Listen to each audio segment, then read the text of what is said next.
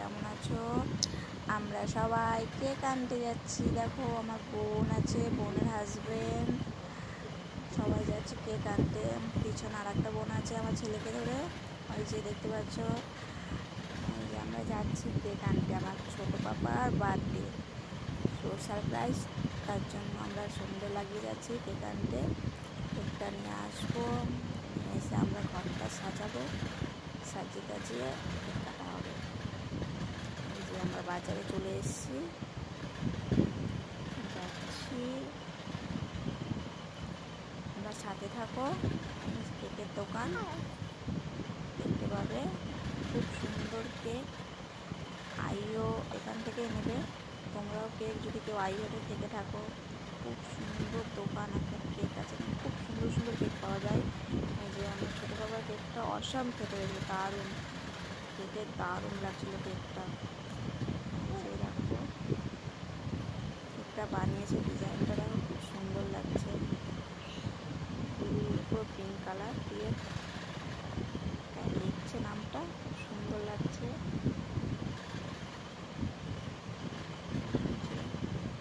বাবা, ছোটো পাপার বার্থডে, বাবা লিখেছে, দেখতে পাচ্ছ।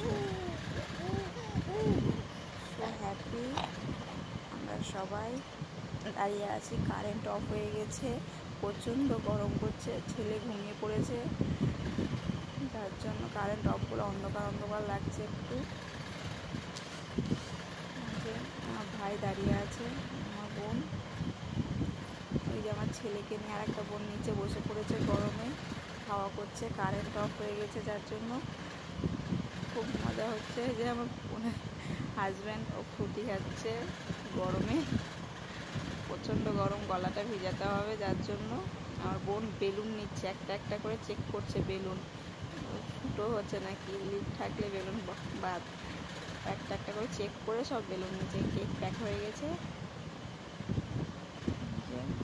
বেশি ভিডিও করতে পারিনি, ছোটোখাটো একটু ব্লগ করলাম। যা ছোটো ছেলেটা খুব কান্না করছিল, তো যার জন্য এই যে আমরা টুপিটা পরছি, দেখো আমি পরে বসে থাকলাম, বাবার বার্থডে আর আমি নিজেই পরে বসে থাকলাম, দেখছো, খুব মজা করছিলাম। তো দোকানদার বলছে এটা পরে দেখো, এটা কেমন লাগছে তোমাকে, এটাও পরে দেখছি কেমন লাগে।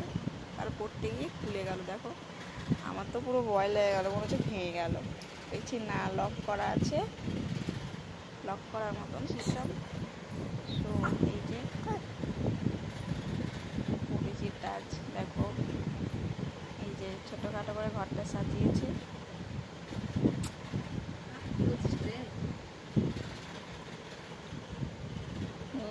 সকাল সকাল সকাল সকাল বেটারা কি করছিল, এখানে জামাটা রেখে দিয়েছি ছেলেটা। তো মা এসে একটু গন্ডগোল করে দিল। এই যে আমার বড় ছেলে আমার পাপাকে গিফট দিয়েছে, দেখো কেক কাটা হয়ে গেছে, ভিডিওটা করা হয়নি, ছোটো ছেলে উঠে পড়েছিল, কান্না করছিল, যার জন্য। এই যে আমার ছোটো বাবার গিফট দেখো, ওই যে আমার বড় ছেলে গিফট করেছে আমার পাপাকে, বলছে দাদু এগুলোই খাবে, দাদুর জন্য এগুলোই তুমি আমাকে নিয়ে দাও। দেখো না কি দুষ্টু ছেলে আমার।